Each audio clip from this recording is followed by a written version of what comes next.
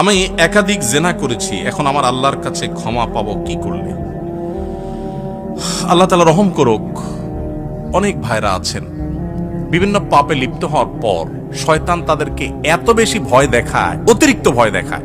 ভয় যতটুকু আল্লাহকে পাওয়া দরকার তার চাইতে বেশি যদি পায় তাহলে বুঝতে হবে শয়তানে দেখাচ্ছে। ওটা কে দেখাচ্ছে? শয়তান দেখাচ্ছে। আপনি কোনো গুনাহে লিপ্ত হয়েছেন, যে কোনো গুনাহ, পৃথিবীতে এমন কোনো পাপ নাই যেটা মাপ চাইলে মাপ হয় না। এমন কোনো পাপ, এমনকি শিরকও নাই। শিরকের গুনাহ যদি করার পরে মাপ চায়, তওবা করে, মাপ হবে না? হবে না?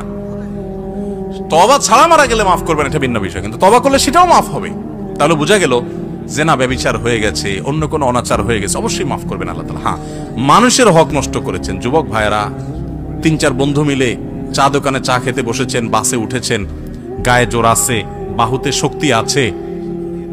আমি এই জন্য বলি, 4-5 যুবক ছেলে ফেলে যখন চার দোকানে বসে তখন ওই টি বয়কে ডাকার টোন কিন্তু পাল্টে যায়। একা একা গেলে বিড়ালের মতো বলে, মামা 1 কাপ চা হবে? আর 4-5 জন গেলে কি বলে? এবারে চা দে। কথা কানে যায় না?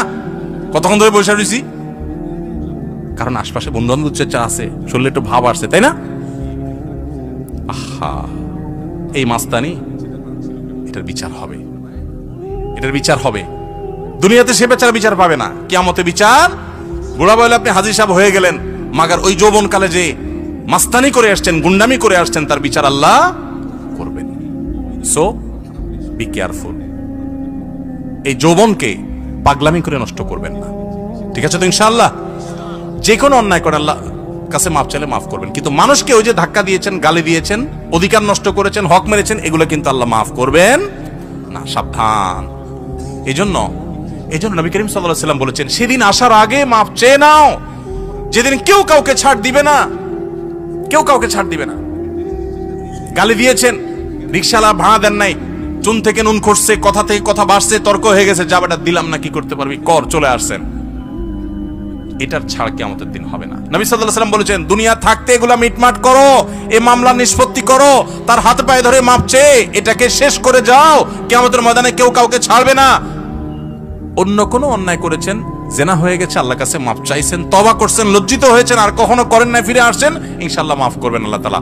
আল্লাহ বলেছেন, লা তাকনাতু মির রাহমাতিল্লাহ, আল্লাহর রহমত থেকে নিরাশ হইও না, ইন্নাল্লাহা ইয়াগফিরুয যুনুবা জামিআ, আল্লাহ সব গুনাহ মাফ করে দিবেন। অতএব জেনা করলেও আল্লাহ তাআলা কি করবেন? মাফ। কিন্তু তওবা করতে হবে খাঁটি অন্তরে, আর করা যাবে না, অনুতপ্ত হতে হবে।